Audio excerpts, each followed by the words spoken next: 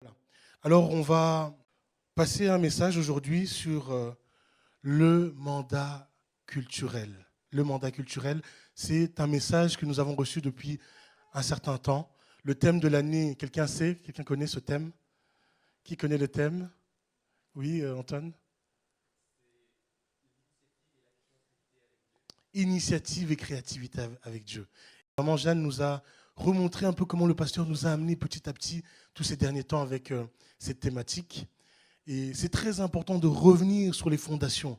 Si on veut aller dans la bonne direction, il faut qu'on puisse savoir d'où on vient. Amen. Il faut qu'on comprenne bien. Dans la Bible même, quand on cherche le sens d'un mot, le sens de quelque chose, on doit regarder la première utilité. Et c'est pour ça qu'on revient à la Genèse. Le pasteur nous a bien enseigné la fois passée le mandat culturel et la mission. C'est plus ou moins ça. Et le mandat missionnaire, du coup. Et aujourd'hui, j'ai comme thème exercer efficacement ses mandats. Et donc, il s'agit du mandat culturel et le mandat missionnaire. Il y a des gens qui se disent, mais c'est quoi ça, culturel?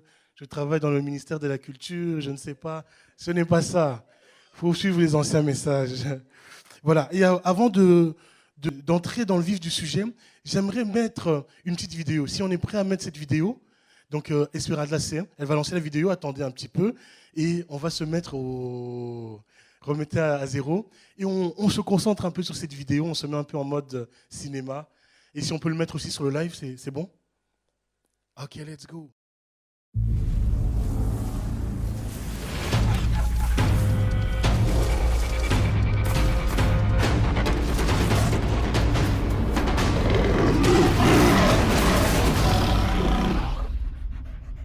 Si tu ne parviens pas à vivre en meute, un de ces jours, tu te feras dévorer.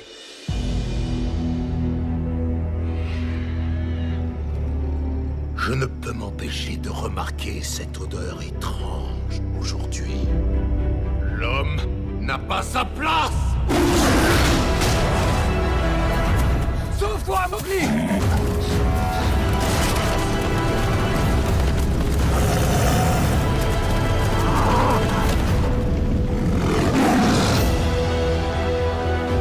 Tu n'es plus en sécurité dans la jungle. C'est ma maison!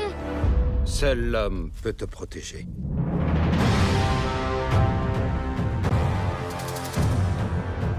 Pauvre petit trésor, que fais-tu au fin fond de la jungle? Toi, tu es un petit homme qui veut vivre dans la jungle. Oui, qui vous l'a dit? Petit, j'ai des oreilles, de bonnes oreilles. Je suis le seul qui puisse te protéger. Il faut se satisfaire du nécessaire. Qu'est-ce que c'est? Une chanson qui parle de la belle vie. Rien ne l'arrêtera, tant qu'il n'aura pas ce petit. S'il arrive malheur à Mowgli, je ne me le pardonnerai jamais.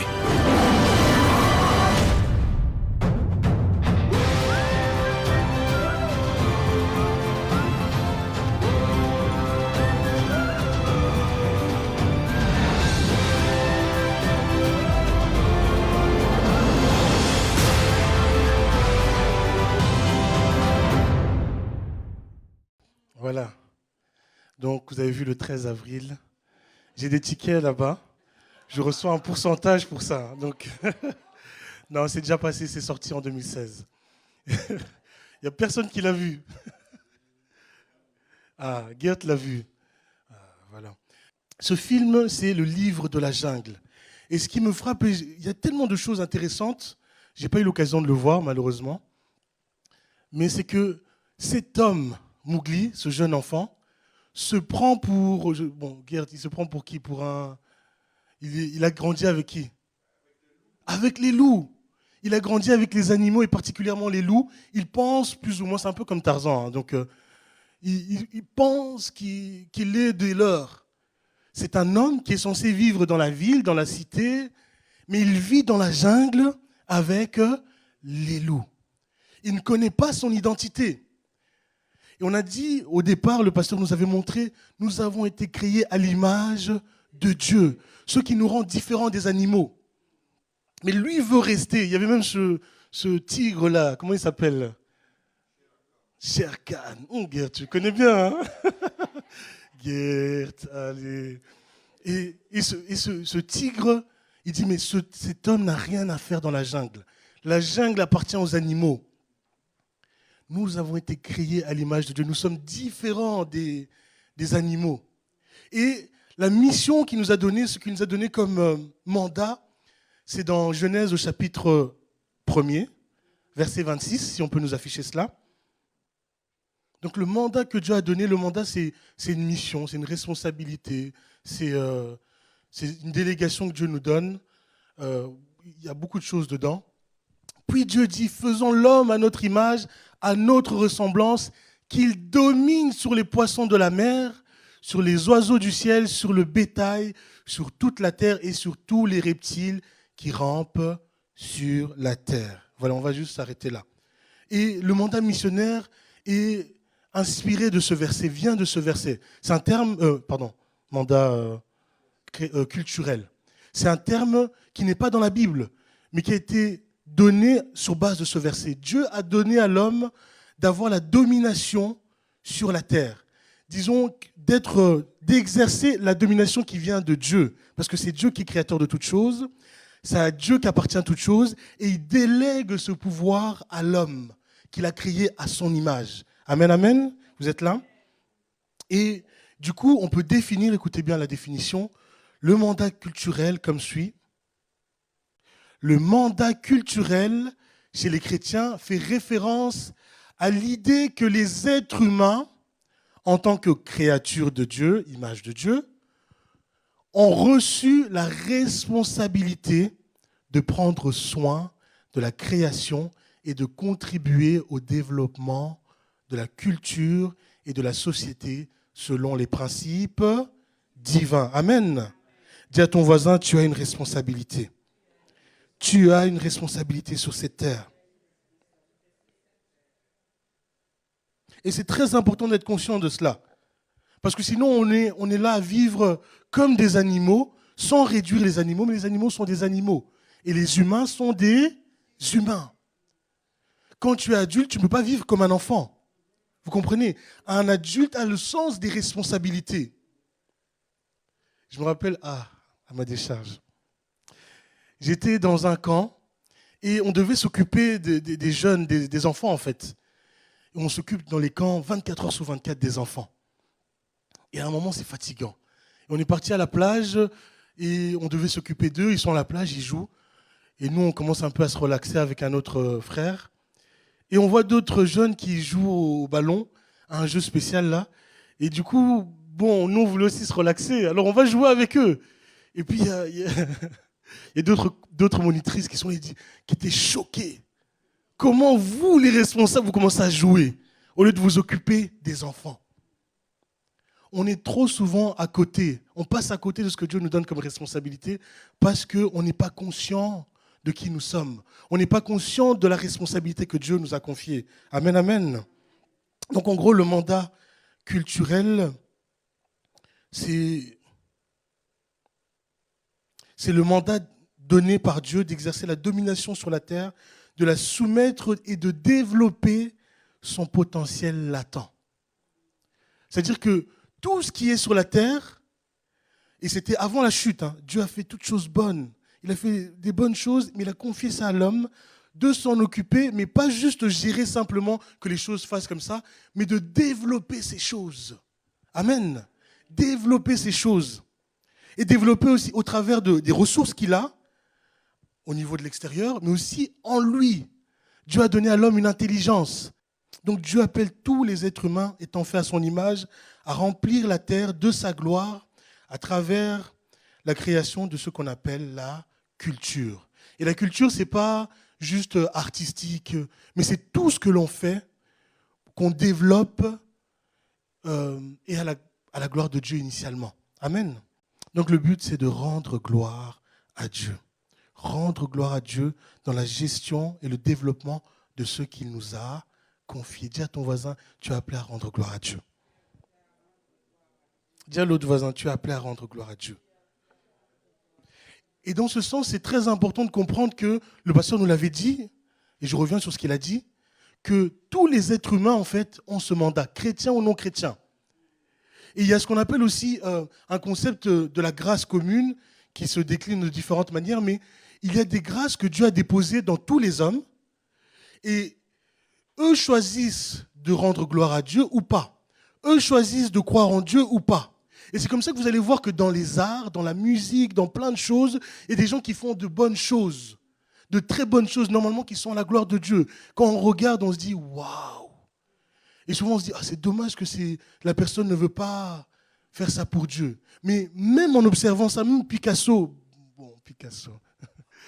voilà, même Picasso, je disais Picasso parce que c'est abstrait, c'est pas mon style, mais voilà. Même les Picasso et les autres, qu'ils soient chrétiens ou pas, leurs œuvres d'art normalement rendent gloire au talent que Dieu a déposé en eux. Plusieurs fois dans ma vie, je me suis déjà posé la question, quand je vois des gens qui semblent être bons, je pense que quelqu'un s'est déjà posé la question, comment quelqu'un fait aussi autant de bien? Et on va dire que lui, il ne va pas être sauvé. Mais il est bien, il est bon. Mais le bien qu'il fait même, c'est un don de Dieu. Le cœur qu'il a, c'est un don de Dieu. Les gens ont des grâces, ont reçu des grâces, et tous les êtres humains ont reçu des grâces. Mais ils choisissent de se tourner vers Dieu ou pas. Et c'est dans ce sens que l'orgueil les pousse à renier Dieu, à dire « moi je suis autosuffisant ». Même le bien qu'ils font, et ils peuvent avoir des bons discours, au final ils vont montrer que c'est moi. En fait le monde même il va mal. Si Dieu existe, il fait n'importe quoi. Moi quand je fais le bien, j'aide les gens. Vous voyez ce que je veux dire ou pas?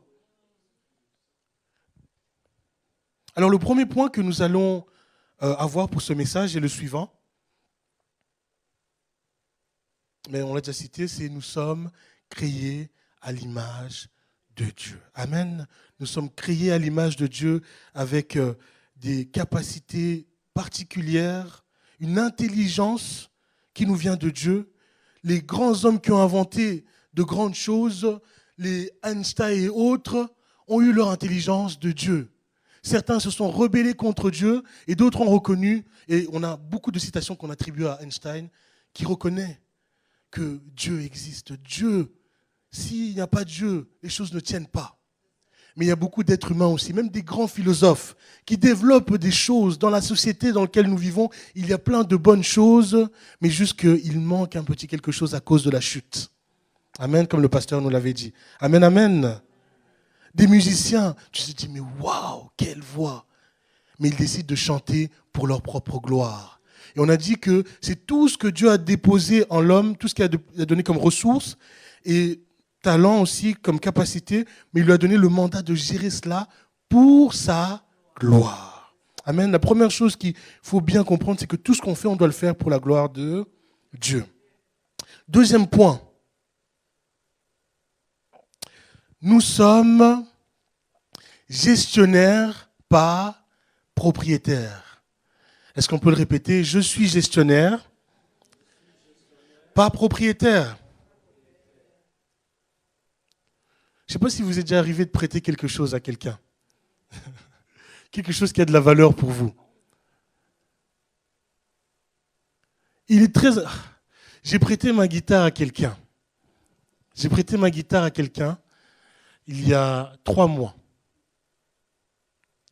Et cette guitare me tenait à cœur. La personne en avait vraiment besoin.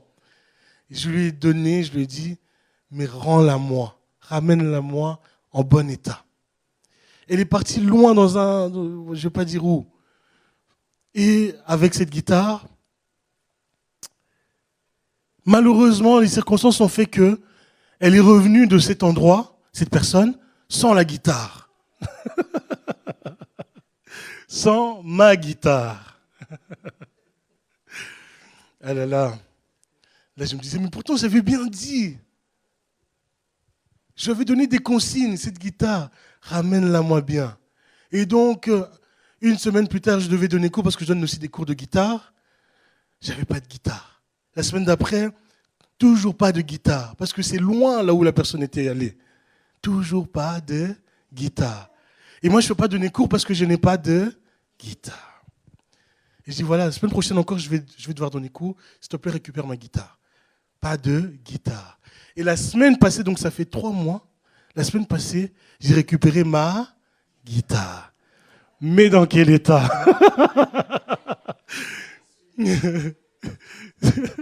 C'est ça le problème.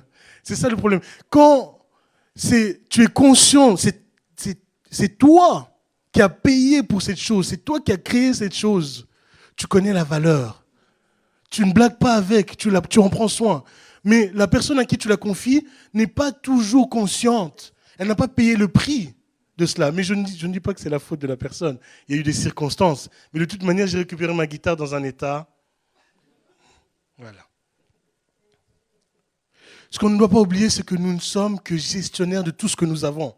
Cette terre, Dieu l'a mis à la disposition de l'homme pour qu'il la gère. Mais il ne doit pas croire que ça lui appartient. Même la domination que Dieu donne à l'homme, c'est en sachant que la domination, c'est selon les principes de Dieu.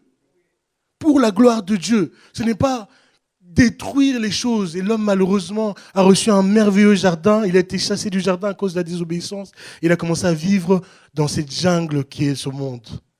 Le monde est devenu une jungle. Parce que chacun fonctionne avec ses instincts et cherche à se glorifier lui-même. Cherche à être le roi de la jungle. Eh oui. Et je me rappelle donc, pour illustrer quelque chose de très important, c'est que l'autorité que nous avons, la domination que nous avons, elle nous a été déléguée. C'est-à-dire qu'on doit faire les choses selon Dieu, selon les valeurs de Dieu, les valeurs bibliques, selon ce que Dieu voudrait qu'on puisse faire, pas comme on voudrait le faire. Amen. Donc, comme vous le savez, je suis professeur et il nous arrive une fois sur deux, je dois faire l'étude, m'occuper de la garderie et l'étude. Et jeudi passé, donc c'était la première fois depuis les vacances que je reprends l'étude. Donc on doit gérer les enfants, on va à l'étude, tout ça. Et il y a une situation à l'étude qui fait que il y a une maman qui vient chercher son enfant qui avait absolument besoin que je puisse l'aider pour quelque chose, sortir chercher quelque chose en classe, une exception. Alors, ce qui se fait souvent, comme il y a différentes tranches d'âge, c'est qu'en primaire, les enfants demandent « Monsieur, si vous partez, est-ce que je peux surveiller ?»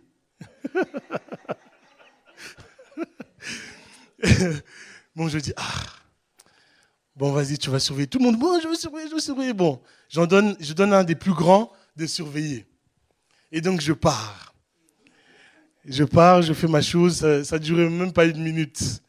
Je redescends, tout le monde dit, oui, il s'est passé ça. Mais ils étaient calmes. Hein. Je vais inventer un nom pour ne pas... Stéphane, il a crié à un moment, j'avais mal aux oreilles. Donc, il s'est pris pour le prof. Il a commencé à crier. Il s'est mis à la chaise du prof.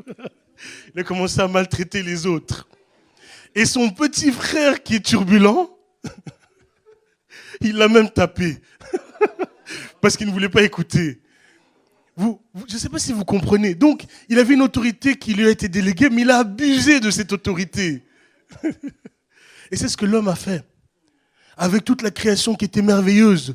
Au lieu de bien gérer les choses, on a fait tout et n'importe quoi. Au lieu de développer le potentiel, on est en train de tuer le potentiel de la terre.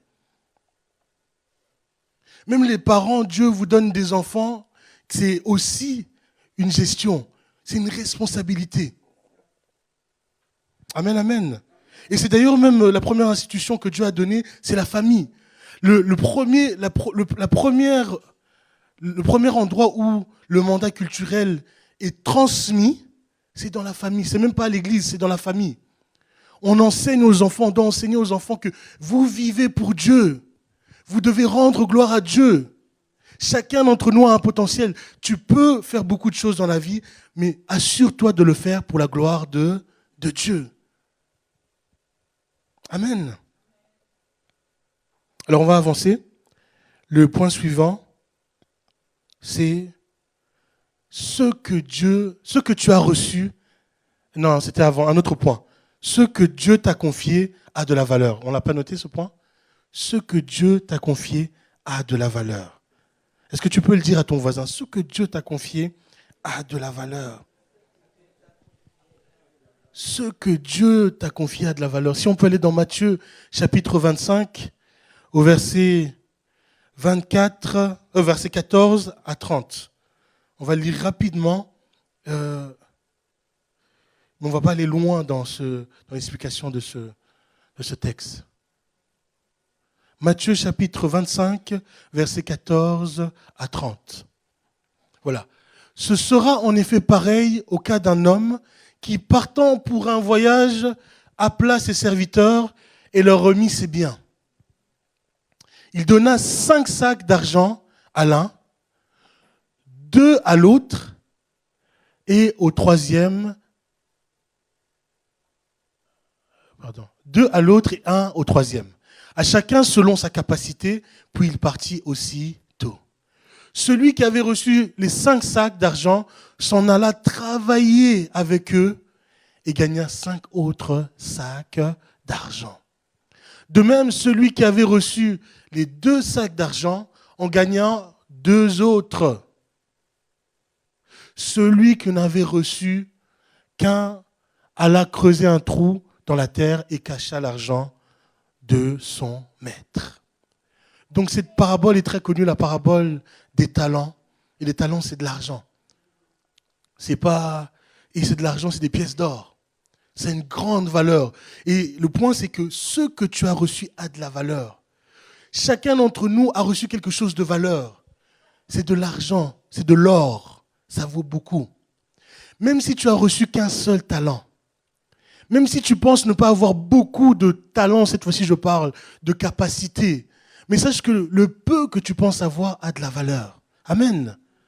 Tous les êtres humains ont reçu quelque chose de Dieu, de particulier. Ça peut être des choses visibles et des choses même qui ne sont pas visibles. Vous savez, et je vais donner un exemple là-dessus aussi, parce qu'il y a des gens, depuis la chute, il y a des maladies, il y a des handicaps, il y a plein de choses. Même une personne qui a une cécité a reçu des bonnes choses de Dieu. Amen. Je travaille depuis 6 mois, peu de gens le savent, dans une école spécialisée. Et il y a différents types de problèmes, de maladies, de difficultés chez les enfants. Et pour ceux qui connaissent, j'ai même des élèves, j'ai une élève de type 2. Donc c'est vraiment des troubles graves. C'est pas facile. Mais je découvre dans cette école comment ces personnes qui ont des cécités ont une sensibilité incroyable, sont tellement attachantes. Comme j'ai parlé aussi de grâce commune et de grâce particulière, des gens qui ont un cœur, par exemple. On voit des enfants, il y a des enfants aussi qui sont malvoyants. Des enfants malvoyants. J'ai une élève qui n'est pas vraiment malvoyante, mais elle est dans une classe de malvoyants. Et du coup, sa classe qui n'ont pas. Mais à chaque fois que je viens, c'est Monsieur Nathan, vous êtes gentil, Monsieur Nathan. Je suis tellement touché par le cœur de ces enfants. Dieu a déposé, peut-être que tu as des difficultés dans un domaine, tu as un handicap dans un domaine, mais sache que Dieu t'a donné d'autres qualités que tu dois développer, qui est une source de bénédiction pour ce monde. Amen. Et quand on regarde avec le regard de Dieu et la perspective de Dieu, il ne faut pas rester à se plaindre, mais chercher à développer ce qu'on a pour sa gloire. Amen, amen. Ça m'a tellement parlé. Je vais là-bas pour enseigner, mais je suis moi-même tellement enseigné. Tellement enseigné. Donc ce que Dieu t'a confié a de la... Dis-le à ton voisin, dis-le à ton voisin.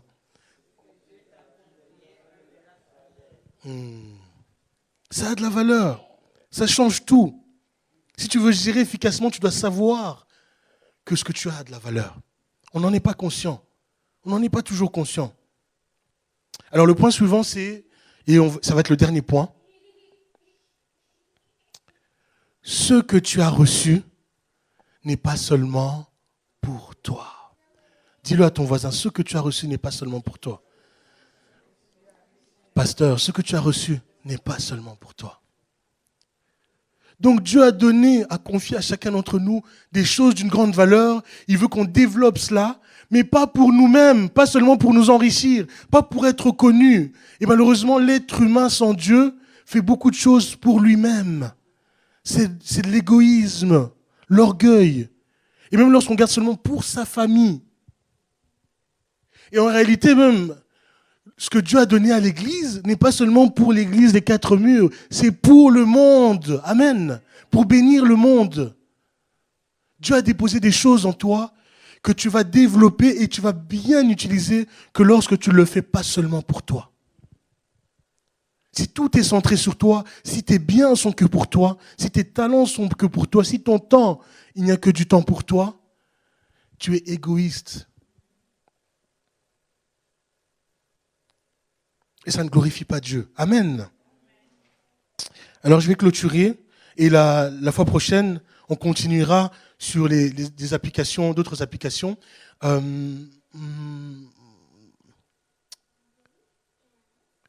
Du coup, si on peut nous mettre les applications, on nous a écrit ça. Hein. Donc la signification du mandat, c'est le résumé de ce qu'on a appris aujourd'hui, qu'on a enseigné depuis. Prendre soin de la création, cela inclut la protection de l'environnement, la gestion des ressources naturelles et le maintien de l'ordre dans le monde créé. Amen. Ça va, est-ce que vous suivez? La définition ne nous a pas perdus. Donc, le mandat a comme signification que nous sommes appelés à protéger cet environnement. Même l'environnement que tu as, c'est-à-dire même ta maison, ta famille. Même en tant qu'enfant, ta famille aussi, c'est un environnement, un endroit, un jardin, entre guillemets, que Dieu t'a confié pour bien gérer cela. La suite, deuxième chose, créer et cultiver. C'est quoi? Les êtres humains sont appelés à développer la culture, les arts, les sciences, les technologies et toutes les sphères de la vie humaine en harmonie avec les valeurs bibliques. Aujourd'hui, on voit que l'art, par exemple la musique, elle part dans tous les sens. Des gens très talentueux qui viennent, ça vient de Dieu. Et je peux citer des artistes, c'est Dieu qui leur a donné ce talent. Mais ils ont juste détourné. Et tu peux écouter et dire même, waouh, gloire à Dieu pour cette voix. Dommage qu'il ne glorifie pas Dieu. Toutes les sphères de la vie humaine en harmonie avec les valeurs bibliques. Tu as un don d'entrepreneuriat, tu veux entreprendre. Entreprends pas juste pour être riche.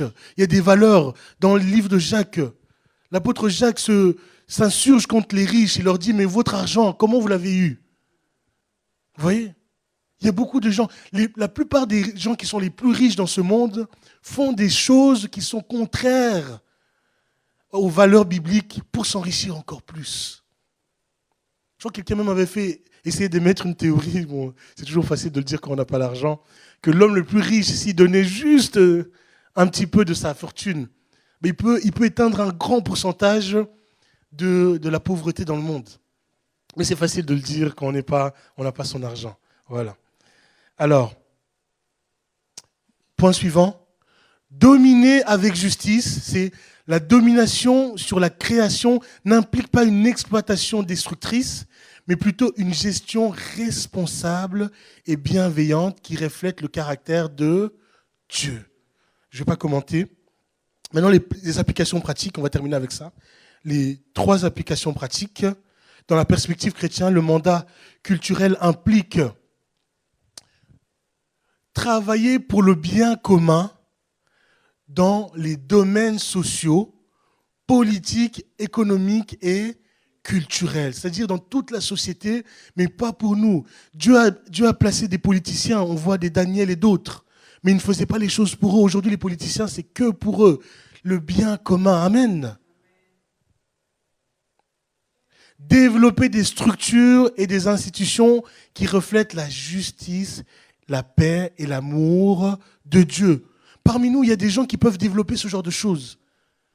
On peut encourager les enfants à faire ce genre de choses. À l'école chrétienne dans laquelle je vis, on vit dans une société qui a refusé la foi chrétienne et ils ont compris qu'ils pouvaient créer une école parce que c'était devenu difficile d'être professeur et d'implanter des valeurs bibliques dans une école où on ne veut pas de la foi. Alors on a créé des écoles chrétiennes où on enseigne les enfants de leur bas âge à rendre gloire à Dieu au travers de tous les dons qu'ils ont reçus.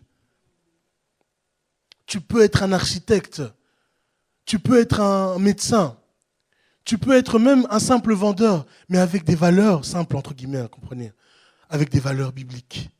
Parce que beaucoup de vendeurs escroquent, arnaquent, cherchent à avoir le plus de profit possible. Tu peux être une aide-soignante qui prend vraiment soin, qui ne travaille pas juste pour être payé. On a vu aussi des aides-soignants qui tapent les personnes pour qu'ils prennent soin. Oui. Maman Jeanne est aide-soignante, elle connaît les choses. On est en live, je ne veux pas de problème. Alors, et la dernière application, reconnaître que toute activité humaine, quelle qu'elle soit, artistique, scientifique ou économique, peut être une forme de culte lorsque c'est réalisé pour la gloire de Dieu. Amen, amen. Ton culte, tu le fais même au travail. Tu peux rendre ton culte à Dieu au travail. Partout où tu es, tu peux rendre un culte à Dieu. Et ça sera un peu l'objet du prochain message. On a été créé, donc je conclus, c'est la conclusion. L'être humain a été créé dans un jardin. Vous vous rappelez de ça? Et à cause de la chute, c'était la débandade et le monde est devenu un petit peu une jungle. Mais nous ne sommes pas appelés à rester sur cette jungle comme ça. Rappelons-nous que nous sommes appelés à aller dans la cité céleste. On a commencé dans un jardin et Dieu a prévu que nous puissions finir avec lui dans une ville merveilleuse. Amen. Peut-être que pour l'instant, ta vie ressemble un peu à une jungle, une forêt qui n'est pas très bien entretenue. Mais avec l'aide de Dieu, les choses peuvent changer. Et tu as une responsabilité pour changer aussi ton environnement. Amen, amen. Et quand les chrétiens ne sont pas engagés dans le mandat culturel, on voit une dégradation des valeurs morales et éthiques dans tout le monde dans lequel nous vivons. Si on n'est pas conscient qu'on n'est pas juste appelé à rester entre nous, dans les quatre murs, on prie à l'église et puis, non, on prie à l'église, on sort dehors. Nous ne sommes pas des sectaires. On sort dehors, même lorsque tu es dans une entreprise où tu ne peux pas changer grand-chose, mais ton attitude fait toute la différence. Rappelons-nous que nous sommes appelés à être sel de la terre et lumière du monde pour la gloire de Dieu. Que le Seigneur bénisse sa parole.